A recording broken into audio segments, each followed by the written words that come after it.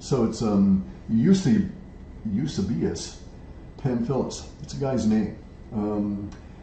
He's in the Roman Empire period. He's our whistleblower. He's our whistleblower from 325 Common Era, right back at the time of the Council of Nicaea and Constantine. His book, called The Life of the Blessed Emperor Constantine, which is just terrible to read. I'll tell you about that in a second. But his book details his experiences, which he puts forth as a whistleblower in the Council of Nicaea when they invented Jesus Christ.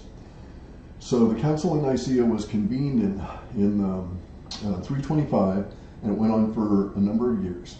Anyway, Constantine, I'll do a spoiler alert here and say that Constantine got really irritated. He needed to have stuff happen because there were big parts of the empire in that 18 months that had started to really fracture into this woke shit. And so what he did was he went back to Nicaea 18 months after he'd started all this process and initiated it. And he told them, okay, you guys got to make a decision. And they said, well, okay, we'll do one final ballot, and we'll come down and we'll give you the options. And so they did a final ballot, and they whittled it down to 5 potential gods for Constantine to choose from, right? And so he chose the unifying God for the Roman Empire in 327 AD.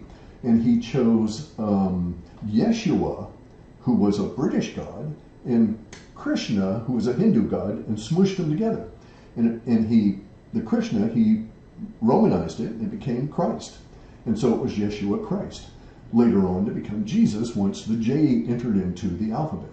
And then they put our whistleblower guy here, Eusebius Pamphilus, in charge of creating the New Testament, the New Testimonies. And what they did, and so the call went out in 327 to all of the presbyters who had survived. There were a bunch of them that gave Constantine shit, that were the original church founders, as they were poisoned by the rabbinical councils, which weren't called rabbinical councils at the time. They were called Pharisees.